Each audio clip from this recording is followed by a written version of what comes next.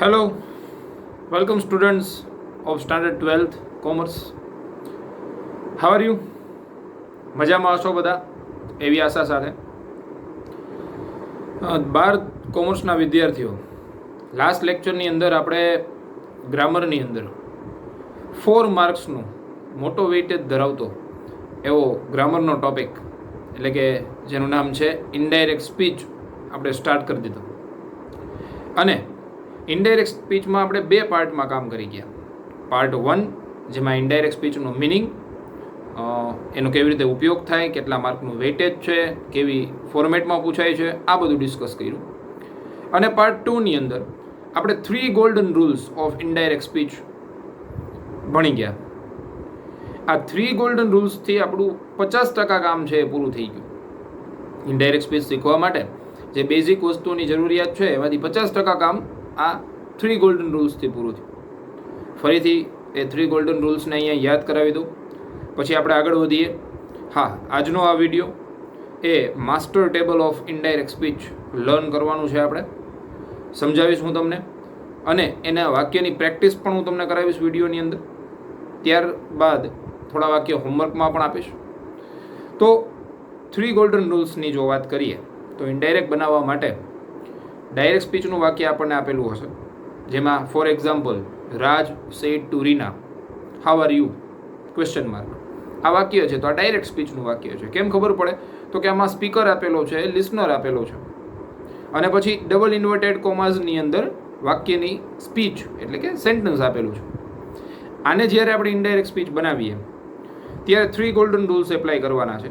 કયા કયા? તો કે પહેલો રૂલ્સ ગુજરાતીમાં જ છે અને 1 લાઇનર જ હું અત્યારે બોલીશ, કેમ કે આગળના વિડીયોની અંદર આપણે એને ડિટેલમાં સ્ટડી કરી ગયા છીએ. તો પહેલો ગોલ્ડન રૂલ હતો, કોઈ પણ વાક્ય એ ભૂતકાળનું વાક્ય બની જશે. વાક્યનો કાળ કોઈ પણ આપેલો હોય એ કેવું બની જશે? યસ, ભૂતકાળ બની જશે. એટલે કે કોઈ પણ વાક્ય જેમાં એમિઝાર આપ્યું હોય તો એ વોઝવેર થઈ જશે, હેવ હેઝ આપેલા હોય તો એ હેડ થઈ જશે, કેન અથવા મે આપેલું હોય તો કુડ અથવા માઇટ થઈ જશે. એવી રીતે ડિટેલમાં આપણે એનું ટેબલ પણ જોઈ ગયા અને તમે એને નોટ ડાઉન પણ કરી લીધું છે ક્લાસ વર્કની અંદર. બીજો ગોલ્ડન રૂલ જે હતો, ધ સેકન્ડ વન, એ છે કોઈ પણ શબ્દ એટલે કે સમયદર્શક શબ્દ, ટુડે, યસ્ટરડે, ટુમોરો વગેરે વગેરે, કોઈ પણ શબ્દ એ પહેલાનો શબ્દ બની જશે. ભૂતકાળનો નહીં, પણ કેવો? પહેલાનો શબ્દ. ફોર એક્ઝામ્પલ ટુડે હોય દેટ ડે બની જાય છે, યસ્ટરડે હોય પ્રીવિયસ ડે બની જાય છે, ટુમોરો હોય તો નેક્સ્ટ ડે અથવા ફોલોઈંગ ડે બની જાય છે. આવી રીતે એનું પણ આપણે એક ટેબલ, એનું કોઈ કોષ્ટક આપણે અભ્યાસ કરી ગયા. ત્યારબાદ third and most important golden rule આપણે જોયો કે કોઈ પણ પ્રકારનું વાક્ય હોય એ વિધાન વાક્ય બની જશે.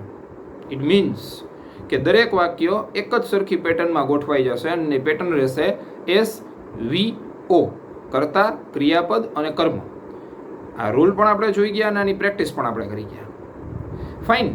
તો હવે જે સ્ટેપ આવે છે, બાકીનું જે 50% કાર્ય બાકી રહ્યું છે, આમ તો હું એવું કહીશ કે પૂરેપૂરું 50% નહીં, પણ બાકીનું 30% કાર્ય છે એ માસ્ટર ટેબલથી પૂરું થશે, અને 20% જે બાકી રહે છે એ છે પેરેગ્રાફ પ્રેક્ટિસ, કે જેની બહુ ઇમ્પોર્ટન્સ રહેશે આ ટોપિક માટે. તો 30%નું જે કામ છે એ સ્ટાર્ટ કરી દઈએ આપણે, જેનું નામ છે master table of indirect speech. હવે તમને પ્રશ્ન થતો હશે કે આ માસ્ટર ટેબલ એટલે શું? તો માસ્ટર ટેબલ એટલે એવું મેં કોષ્ટક તૈયાર કર્યું છે કે જેની અંદર તમે ડાયરેક્ટ સ્પીચનો કોઈ પણ પ્રશ્ન મૂકો, કોઈ પણ પ્રકારનો પ્રશ્ન મૂકો, કોઈ પણ બુકમાંથી મૂકો, એનો જવાબ એમાંથી બનીને તૈયાર નીકળશે. યસ, એટલા માટે જ આપણે એને કહીએ છીએ માસ્ટર ટેબલ. ફાઇન. અચ્છા, માસ્ટર ટેબલની અંદર 3 કેટેગરી આવશે, 3 વસ્તુ, 3 પાર્ટ આવશે. હમણાં બુકના માધ્યમથી પણ તમને બતાવી દઉં, પણ એ પહેલાં થોડીક ઓરલી ચર્ચા કરી લઈએ. તો એ માસ્ટર ટેબલની અંદર 3 કેટેગરી છે, 3 પાર્ટ. એમાં પહેલો પાર્ટ છે ટાઈપ્સ ઓફ સેન્ટેન્સ, વાક્યોના પ્રકાર. હવે જેમ આપણે બધા જાણીએ છીએ એવી રીતે કે વાક્યના ટોટલ 4 પ્રકાર છે. કયા કયા? આપણે આગળ ઘણા વિડીયોઝની અંદર આનો ઉલ્લેખ પણ કર્યો છે, પણ ફરીથી અહીંયા એક ક્વિક રિવિઝનની સાથે આગળ વધીએ. તો 4 પ્રકારના વાક્ય છે અંગ્રેજી ગ્રામરની અંદર. આ 4 પ્રકારમાં કોણ કોણ? કે પહેલો પ્રકાર એટલે કે વિધાન વાક્ય, જેને ઇંગ્લિશમાં કહેવાય છે અસર્ટિવ સેન્ટેન્સ. યસ, અસર્ટિવ એટલે કે વિધાન. હવે એની અંદર 2 હોઈ શકે, પોઝિટિવ ઓર નેગેટિવ. એટલે કે હકાર અથવા તો નકાર. રાઈટ. તો આમાં પ્રશ્નાર્થ નહીં આવે. વિધાનનો મતલબ સ્ટેટમેન્ટ, કોઈ વ્યક્તિએ બોલેલું કથન, statement, a sentence, that is called assertive sentence. એ પોઝિટિવ એટલે હકારાત્મક હોઈ શકે અને નેગેટિવ એટલે નકારાત્મક હોઈ શકે. ફોર એક્ઝામ્પલ કે આઈ સેલિબ્રેટેડ 15th ઓગસ્ટ, મતલબ I celebrated the Independence Day this year. તો જો આ ભૂતકાળ હું બોલ્યો આઈ સેલિબ્રેટેડ, હવે આને જો નેગેટિવ બોલું તો આઈ ડીડ નોટ સેલિબ્રેટ, તો આ થઈ ગયું નકાર વાક્ય. પણ પોઝિટિવ બોલું કે નેગેટિવ બોલું એ બંને બનીને થશે અસર્ટિવ સેન્ટેન્સ એટલે કે વિધાન વાક્ય. રાઈટ. નંબર 2, સેન્ટેન્સનો બીજો પ્રકાર એટલે ઇન્ટરોગેટિવ સેન્ટેન્સ. ઇન્ટરોગેટિવ મતલબ કેવું, તો કે જેની પાછળ પ્રશ્નાર્થ ચિહ્ન લાગેલું હોય, પ્રશ્નાર્થ વાક્ય. આના પણ બે પ્રકાર હોય છે, પોઝિટિવ અને નેગેટિવ. હા, આમાં તમે WH વાળા પ્રશ્નને પણ સમાવિષ્ટ કરી શકો, એટલે કે who, what, where, when, why, how many, how much. WH જેમાં લાગતું હોય એ બધા જ પ્રશ્નની અંદર આવી જશે. થર્ડ વન, ત્રીજો પ્રકાર જે છે એ છે આજ્ઞાર્થ વાક્ય, એટલે કે ઇંગ્લિશમાં જેને કહેવાય છે ઇમ્પેરેટિવ સેન્ટેન્સ. આના માટેનો મેં એક વિડીયો લેક્ચર પણ તમારા માટે મૂક્યો હતો. તો ઇમ્પેરેટિવ સેન્ટેન્સ, આજ્ઞાર્થ વાક્ય. આજ્ઞાર્થ વાક્ય એટલે કે એવા વાક્ય કે જેની શરૂઆત કાં તો ક્રિયાપદથી થતી હોય અને કાં પછી ડોન્ટથી થતી, અથવા એમ તમે એમ કહી શકો કે એવા વાક્ય કે જેમાં કોઈ કરતા હોતો નથી, કરતા નથી હોતો એવા વાક્યને આજ્ઞાર્થ વાક્ય કહે છે. Request, order, command, suggestion, advise વગેરે વગેરે આની અંદર સમાવિષ્ટ થાય છે. ત્યારબાદ વાક્યનો ચોથો અને છેલ્લો પ્રકાર એટલે એક્સક્લેમેટરી સેન્ટેન્સ. એવા વાક્યો કે જેને આપણે ગુજરાતીમાં ઉદ્ગાર વાક્ય કહીએ છીએ, જેની પાછળ ઉદ્ગાર ચિહ્ન આપેલું હોય છે. જનરલી ઇંગ્લિશમાં વોટ અને હાઉથી શરૂ થતા વાક્યો ઉદ્ગાર વાક્ય બને છે. જેમ કે vote a nice shirt you were today, how nice the full moon is, વગેરે વગેરે. તો વોટ અને હાઉથી જનરલી શરૂ થતા હોય એવા વાક્ય અને છેલ્લે ઉદ્ગાર ચિહ્ન હોય એને ઉદ્ગાર વાક્ય કહે છે.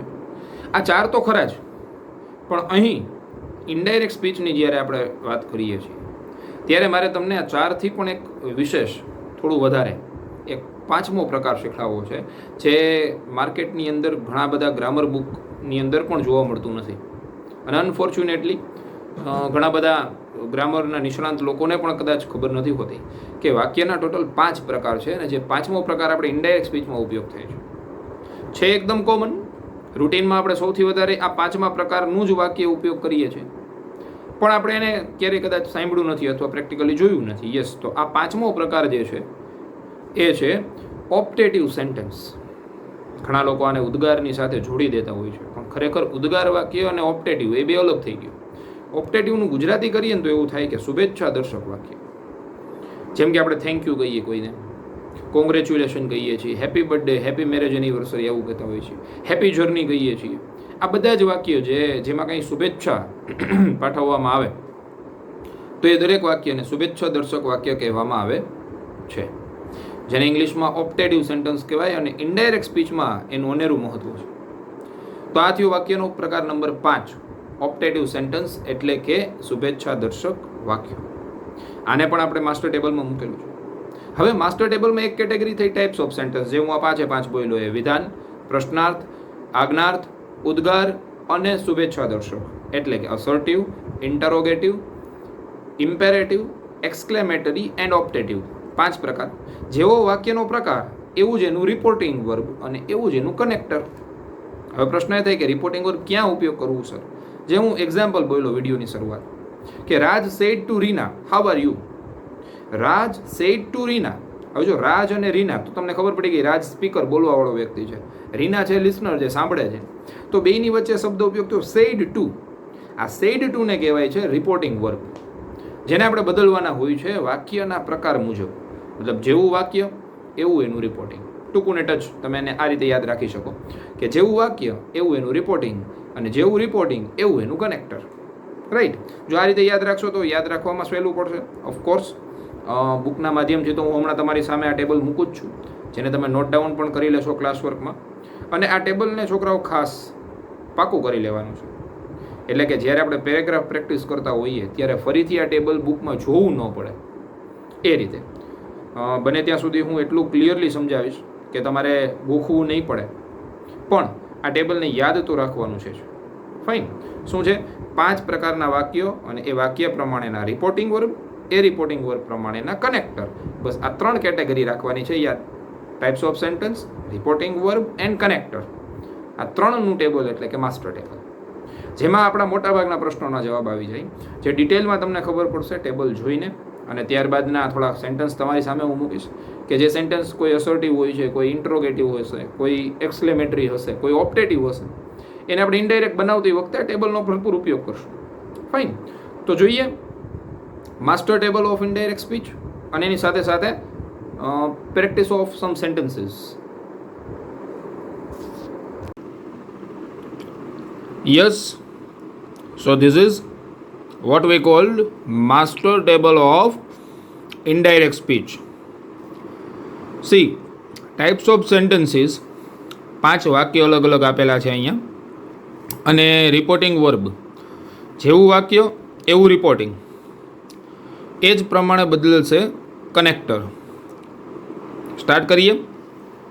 ફર્સ્ટ ટાઈપ્સ ઓફ સેન્ટેન્સીસમાં છે વિધાન વાક્યો, જેમાં રિપોર્ટિંગ વર્બ આપણે ઉપયોગ કરશું ટોલ્ડ અથવા તો સેડ.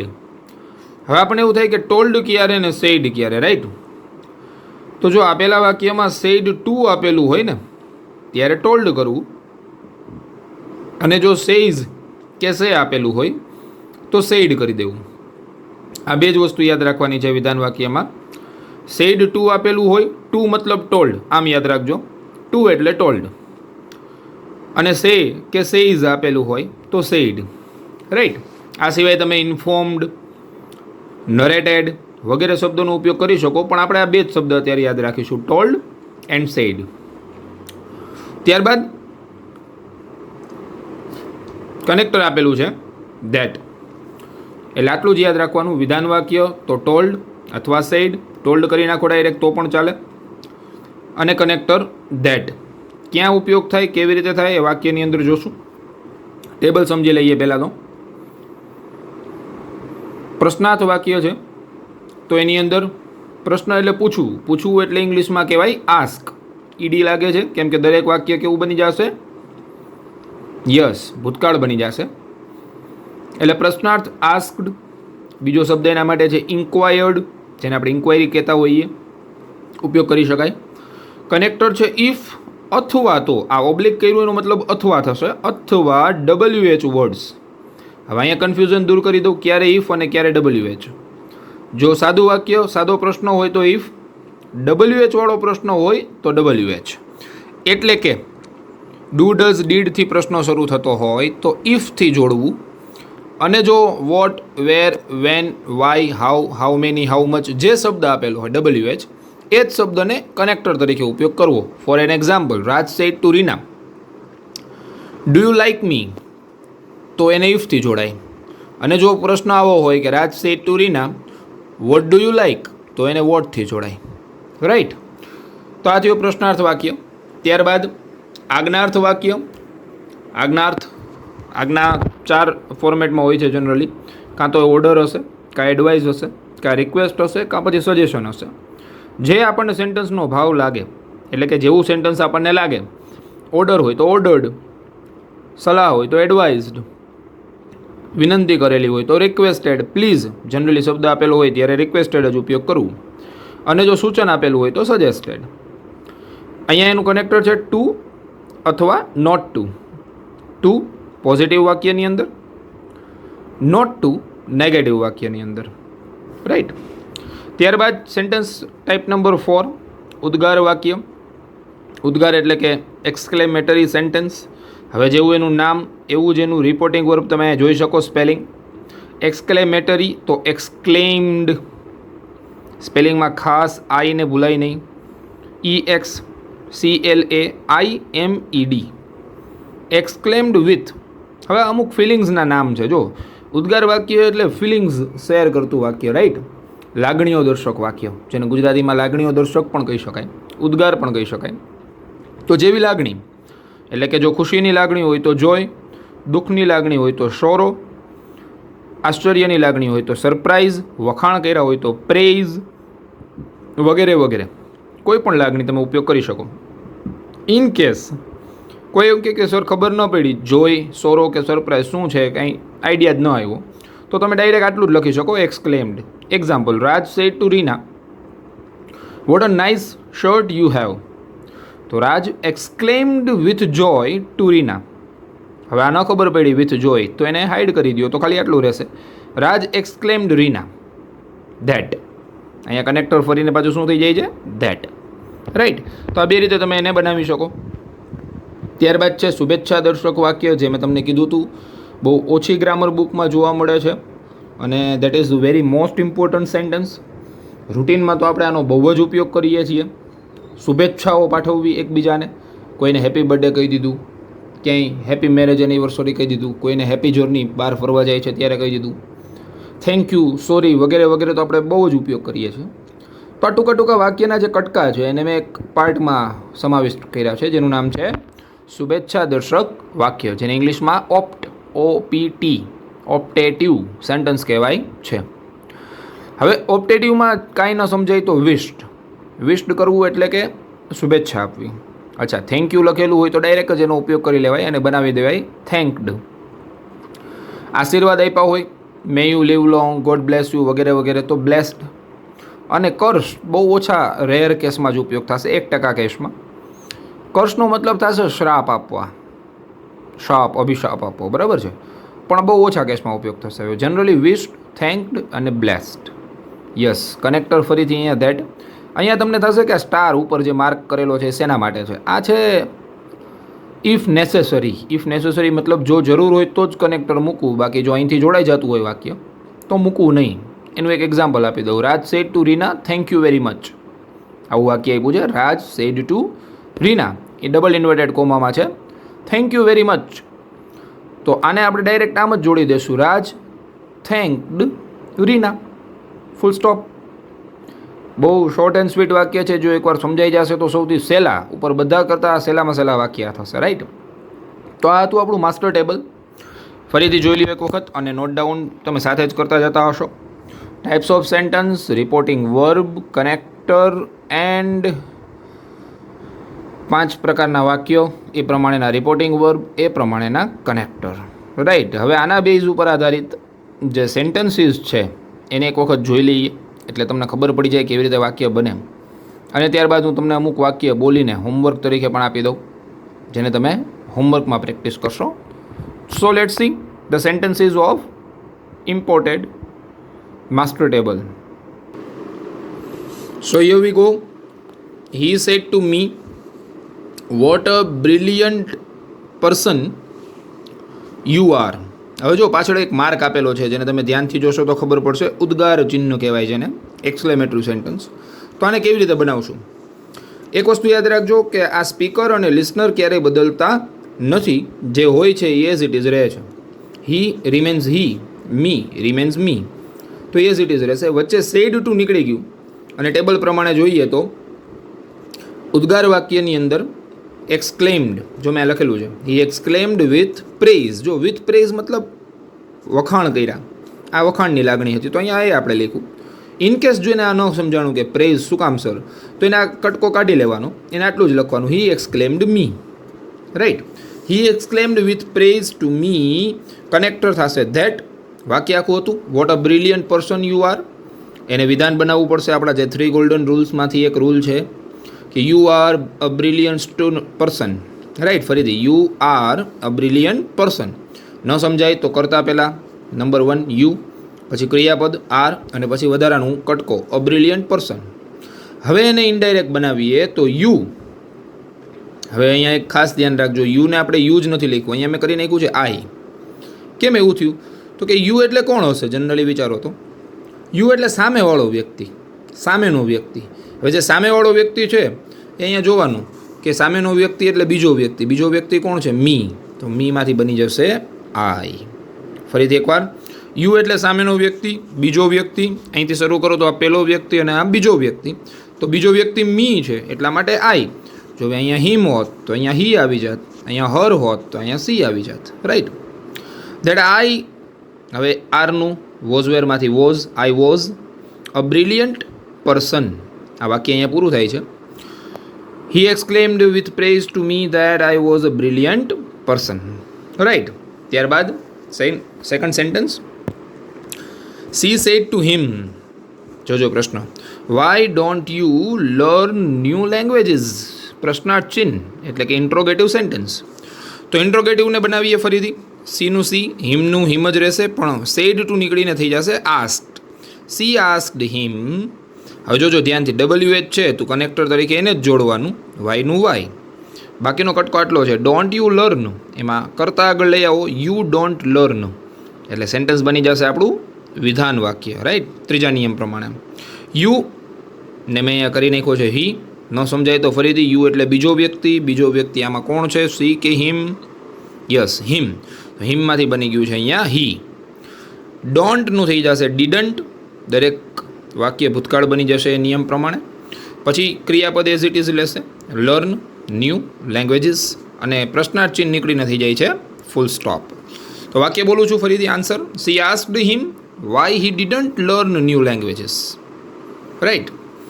ત્યારબાદનું વાક્ય જે છે, માય ગ્રેન્ડ મા એટલે કે my grandmother said to me. ઇન્વર્ટેડમાં વાક્ય જોઈ લઈશું છે મે ગોડ બ્લેસ યુ. હવે જો એના પાછળ ઉદ્ગાર ચિહ્ન નથી, પ્રશ્નાર્થ ચિહ્ન નથી, આજ્ઞાર્થ વાક્ય આ છે નહીં, વિધાન પણ ન કહી શકાય, તો આ વધશે એ કેટેગરી નંબર 5 એટલે કે ઓપ્ટેટિવ સેન્ટેન્સ, શુભેચ્છા દર્શક વાક્ય. આમ પણ જોઈને ખબર પડી જાય ને, મે ગોડ બ્લેસ યુ, ભગવાન તને આશીર્વાદ આપે. તો એના માટે બનાવીએ છીએ માય ગ્રેન્ડમાં વિસ્ડ મી. જોજો આપણે જે 5મો પ્રકાર લીધો હતો વાક્યનો એની અંદર હતું વિસ્ડ. માય ગ્રેન્ડમાં વિસ્ડ મી. અહીંયા કનેક્ટરની જરૂર છે એટલે મૂક્યું છે ધેટ. હવે મે ગોડ બ્લેસ યુ એને વિધાન બનાવીએ ત્રીજા નિયમ પ્રમાણે, તો ગોડ એક સ્ટેપ આગળ આવી જશે. God may bless you. ગોડનું ગોડ જ રહેશે. મેનું થઈ જશે માઇટ. દરેક વાક્ય ભૂતકાળ બની જાય છે. બ્લેસનું બ્લેસ અને યુનું બની ગયું મી. કેમ? ફરીથી આગળ જોઈ લેજો. બીજો વ્યક્તિ છે મી, તો લાસ્ટમાં પાછું થઈ જશે મી. તો આ થયા 3 એવા વાક્યો કે જેને ઉદ્ગાર, પ્રશ્નાર્થ અને ઓપ્ટેટિવ કહી શકાય. બરાબર. ત્યારબાદનું જે વાક્ય છે, he said to her don't help me અનનેસેસરીલી. અનનેસેસરીલી મતલબ બિનજરૂરી રીતે. ડોન્ટથી શરૂ થતું વાક્ય એ ઉદ્ગાર વાક્ય નહીં, પણ એ બનશે આજ્ઞાર્થ વાક્ય. રાઈટ. તો એને બનાવીએ હી એડવાઇઝડ હર. જો સરસ મજાનો એ વર્ડ ઉપયોગ કર્યો છે. ટોલ્ડ કેન્સલ કરી અને એની જગ્યાએ એડવાઇઝડ. હી એડવાઇઝડ હર.